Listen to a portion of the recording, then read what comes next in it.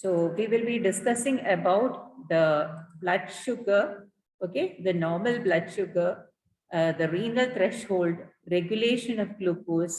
All these will be discussed in this particular, class. So it is normal blood sugar, renal threshold, regulation of glucose will be discussed in this particular class. Are you able to see the screen? Yes, ma'am. Okay, so let us go into this. First one is what is called as normal blood sugar. So all of you must be very clear about what is meant by normal blood sugar. What is the blood sugar which tells you that, okay, you have normal blood sugar and are not that you are not hypoglycemic or you are not hyperglycemic. Okay. So blood sugar levels can either be normal, high or low, depending on how much glucose someone has in their bloodstream. So this normal blood sugar or the blood sugar level is usually measured as the amount of sugar which is present in your blood. Okay. So for that, you can take your blood and then, you can take it from the serum or in the plasma, it can be taken. And glucose is a simple sugar that is present in the bloodstream at all times. So though you have eaten your food, your carbohydrate rich diet, maybe you would have eaten dosa or for that matter, puttu or idli or whatever, okay, or maybe chapati, all contains carbohydrate, but they contain complex carbohydrates, okay. Now, as you have learned in your metabolism paper, this complex carbohydrate like starch breaks down into glucose by the action of different enzymes. For example, amylase in your saliva, which you have learned in your physiology paper, okay. Amylase will break down the big polymeric molecules of starch into small molecules of glucose. Finally, by the action of different enzymes, these complex carbohydrates are broken down, and then the one which is circulating in your blood is your glucose molecule. That is why you go and test for blood sugar, which is blood glucose level and not blood starch level. Okay. So blood glucose level only we usually measure because the final last product which is circulating in your blood, whatever form you eat your food, is the glucose. Okay. So glucose is a simple sugar that is present in the bloodstream at all times. So it is there in your blood always. Okay. Because that is very essential for all cells to grow and for its different functions, and especially for the brain.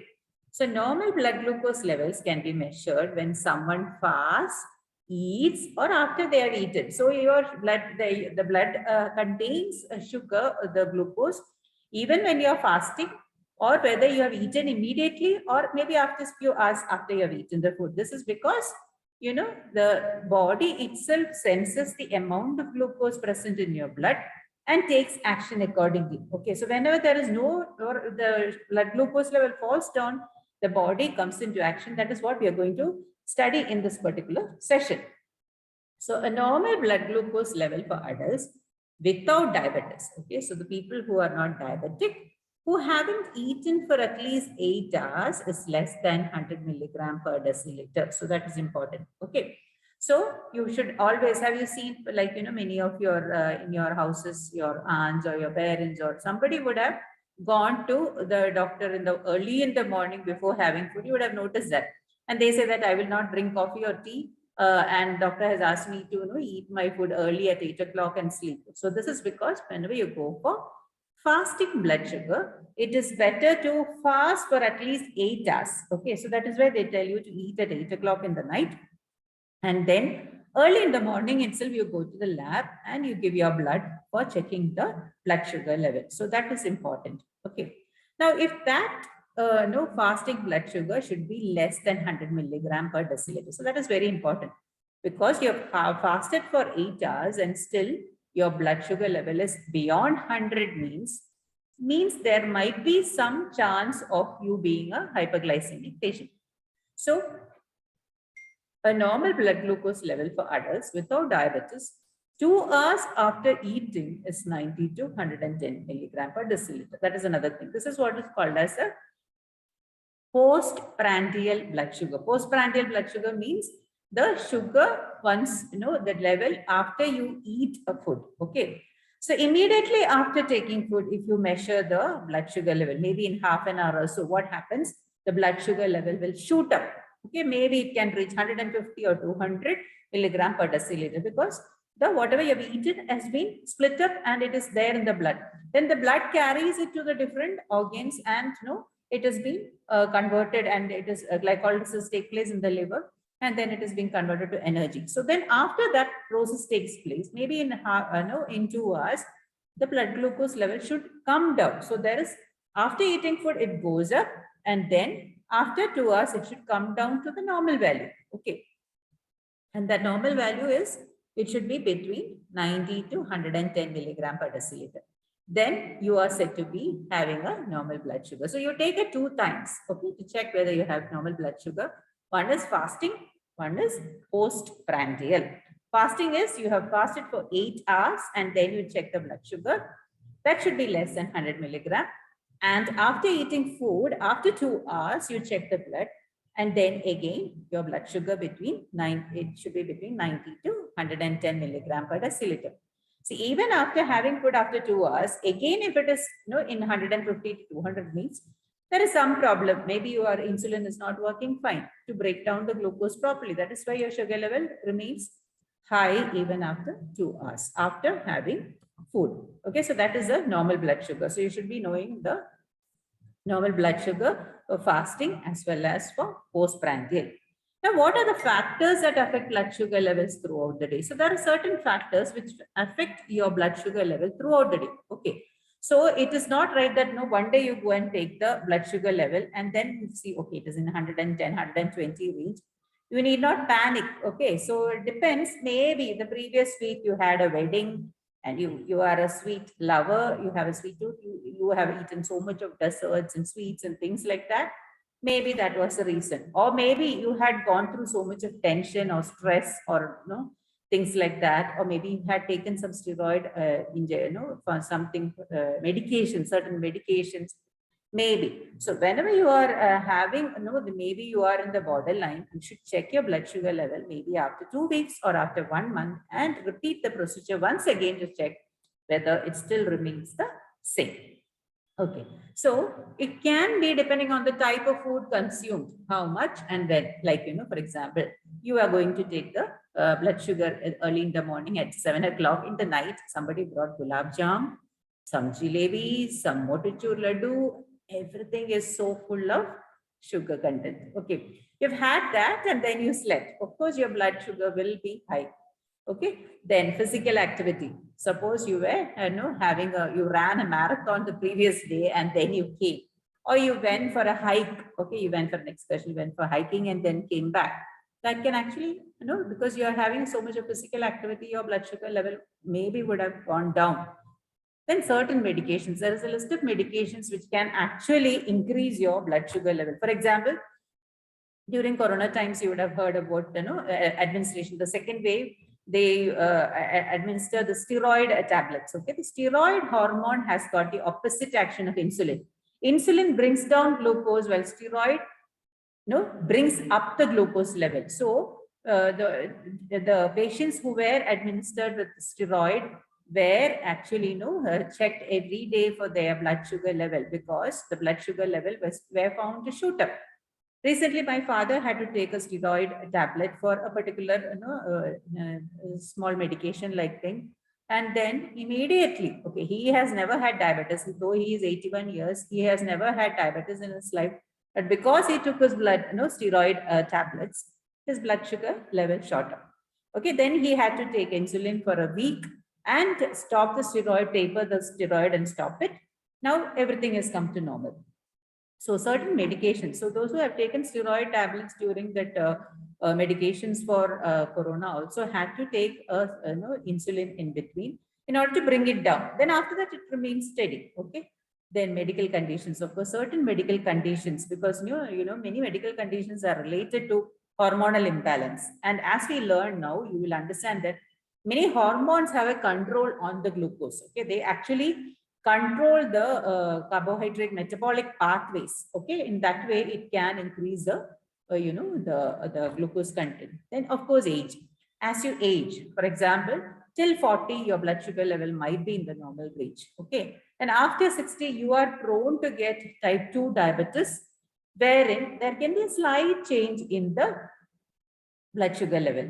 But if it is above that particular range only, then you have to check for diabetes. Stress, of course, because stress releases corticosteroid hormones, and these hormones have a capacity to increase the sugar level. That is why people say, don't get stressed. You go, you have to go for meditation, you have to do yoga, you have to calm yourself, you have to do some hobbies. So stress actually, biochemically, it is proven that stress causes diabetes. Okay, because it can cause other multiple diseases also, which we'll be discussing in this particular chapter. So stress is because it releases the corticosteroid hormones, which has got an effect on the glucose level. Then, of course, dehydration, when the water level is less, then all that can cause certain types of illnesses during menstrual periods, because your estrogen hormone is playing a role there. Okay, so the hormone imbalance or the change in hormone can also lead to a shoot in the glucose or a decrease in glucose. Of course, alcohol, alcohol has got an effect on the blood sugar level. It is not just alcohol. Alcohol will be converted to aldehyde in our body. Okay, not only that, and then the NADH is produced, and that can actually lead to further complications. It actually converts oxaloacetate and things like that. It is a little more elaborate pathway how it is being controlled. Other than that, along with alcohol, people also pour in Sprite and Coke and things which are loaded with sugar. Okay, so that also enhances the blood sugar level. Okay, so all these are factors which affect blood sugar level throughout the day. Now, an ideal blood sugar level for anyone without diabetes or pre-diabetes. Pre-diabetes is nothing but, just before the diabetes, you have, maybe by 50 years or between 50 to 60 years, or maybe for some people, even after 40 years, you have a tendency of, slightly increasing the blood sugar level. This is called as a pre-diabetic stage, because before you jump into the diabetic stage, you have what is called as a pre-diabetic stage for some people. So if you are actually realizing that, okay, my blood sugar is in the borderline, what you have to do is you will have to take the precautionary measures. You can make some changes in your lifestyle so that you can actually control your diabetes. Then blood sugar levels can fluctuate throughout the day as a result of the factors we previously mentioned. Okay, so that is why we usually go and take early in the morning. So it can keep fluctuating, okay, depending upon what you're going through in the, whether it is the food or the medication or your physical activity or your stress, all this can have an effect on your blood sugar level. Okay. Now, blood glucose levels outside the ranges listed above are categorized as either high or low blood sugar. So, if it is below 90, maybe 80 or 70, you call it low blood sugar level. If it is beyond 110, like 120, 130, 200, 300, all these are considered as high blood sugar level. So, I think you have got an idea about what is normal blood sugar level. Normal blood sugar level, you should also mention whether it is fasting or postprandial. That is very important. Blood sugar levels are considered high if they are over 130 milligram per deciliter before a meal. Before a meal means you have fasted for some time, and still when you're checking, your blood sugar level is above 180 milligram per deciliter within 1 or 2 hours after a meal. Okay, so if it is, one second. So if it is below or if it is above 130 when you are fasting, or even after having food after 2 hours, which means insulin has worked on it, still the level has not come down, means 180 means there is a chance that you might be hyperglycemic. Then another thing is, many people won't start to experience the symptoms from high blood sugar until their levels are at 250 milligrams per deciliter or higher. So this is also important, because many people are not understanding whether their blood sugar level has gone beyond this particular level. You won't feel anything. There won't be any symptoms for that. Okay. Some people might get the feeling of dizziness, or maybe frequent urination and feeling thirsty. All these are certain signs telling that you are maybe you may be hyperglycemic. But mainly after 250 milligram per deciliter or higher only, you feel these symptoms. The highest blood sugar level that is considered safe will depend on the person and whether they have diabetes. So if you're diabetic, maybe you can, because you may be under treatment or things like that, and you can think, okay, this blood sugar can reach here, but will typically be between 160 to 240 milligram per deciliter. So even if you're, sometimes if you're highly diabetic and when you're after taking insulin also, it might come down only to 160. Okay, so there are certain cases, case to case, it might be slightly different. But typically, between 160 and 240, if your blood sugar level is ranging between that, you can categorize yourself as diabetic, which means even in fasting or postprandial, your sugar level is not coming below this particular range, then maybe you can categorize yourself as diabetic. Now this table, it is good that you remember properly. Let it be in your mind like how you learned your mathematic table, 2 4s are right, 3, 3 2s are 6 and things like that. This should be in your mind always. Okay. So how do you classify if it is a normal blood sugar and if it is fasting? So the range is between 70 to 100 milligram per deciliter. Fine. Post meal for a normal person after eating after 2 hours, it can range from 70 to 140 milligram per deciliter, but nothing beyond that. But if your level is between 101 to 125 milligrams per deciliter, after you have fasted, maybe you had your food at 8 o'clock in the night and morning, 7 o'clock, you're taking still, it is ranging from 101 to 125. 101 is fine. Okay. 125 means maybe that is called as pre-diabetes. Then post-meal, the same person after having food after 2 hours, it is coming to 141 to 200. It's not going below 120 or 130, then maybe you're pre-diabetic. Okay, so then you can change your lifestyle, reduce the sugar intake and increase your exercise and things like that. It can actually bring down your sugar level. Okay, so recent discoveries or recent conferences have actually happened where they have discussed over this matter, and they found that more than the medication, the lifestyle has an impact on reducing the blood sugar level for diabetic patients. So it is not just popping up, pills, but if you have, if you have to take up that, responsibility of controlling yourself, your diet, your physical activity, and things like that, this pre-diabetic stage can be reversed. Okay. Yeah. So if it is 125 milligram per deciliter and above the fasting stage, then you call it yourself as diabetic. And if it is 200 milligram per deciliter and above, even after meal after 2 hours, still then you can categorize yourself as diabetic. Okay, so please learn this table properly so that when suddenly somebody asks, okay, my fasting blood sugar is 110, okay, then you can say, okay, maybe you're pre-diabetic. Why don't you check postprandial and check whether it is in between this 140 to 200 range and things like that. So that if you're clear with this, at home you can practice the same thing. You can actually take the lab reports when somebody from your home goes for the blood test, and then you can act like a smart person, and actually analyzing the data and guiding them. Okay, this might be the reason. Okay, so that will give you a more confidence about about this particular thing which you are learning, and how to apply it in a wider way. Now coming to renal threshold. Okay, so renal means what? Kidney.